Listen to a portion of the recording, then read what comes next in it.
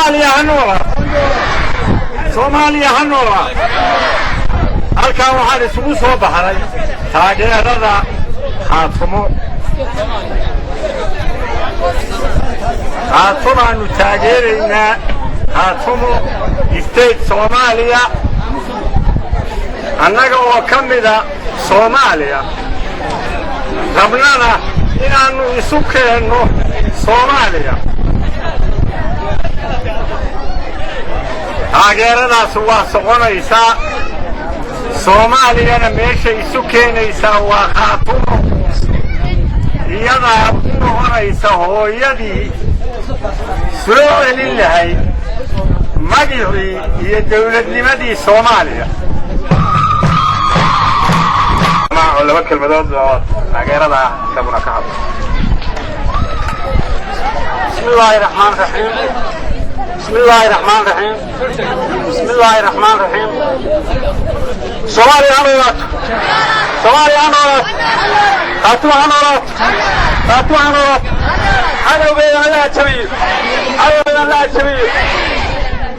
inta kadib waxa weeye halka dadka waa dadka ku dhashay deegaanka Boocame ee degmada Boocame oo taageeraysa maanta banaanka waxa yar weyn waxa isku soo baxaya wax garad iyo culimada waxay isugu soo baxaan inay taageeraan niyadooda u muujiyaan hambalyada u diraan Soomaaliya iyo madaxda Khaatumo iyo mabaadida Khaatumo ay ku shaqeynayso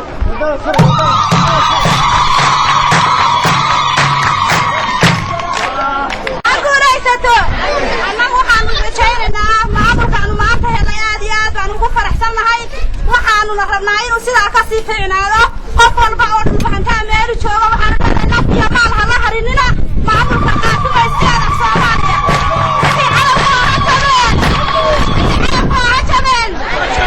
halkana ku soo dhawaad salaaxiyeed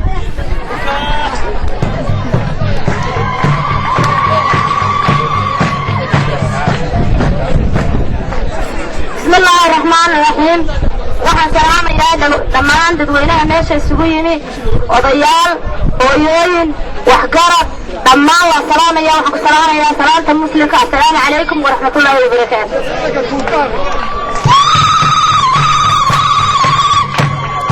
dhammaan waxaan salaamayaa Khaatumo isteeda Soomaaliya meel kasta oo ay ka dhisan tahay iyo meel kasta laga taageerayo waa salaamaya waxaan mahad u celinayaa mahad gaar u celinayaa madaxweynaha Soomaaliya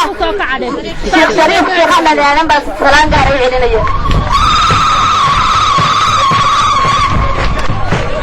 waxaan leeyahay Khaatumo ha noolaato ha israacdo wixii cadowkaana ilaahay ha jabiyo saasaan anigu leeyahay dawladda maxaan ku sharay dariska nalaha iyagana waxaan leeyahay iyadoo aan dhiigooda iyo dhiigga iyagu isku quban si hufan ha nooga horsato. Assalaamu calaykum waraxmatullaahi wabarakaatuh.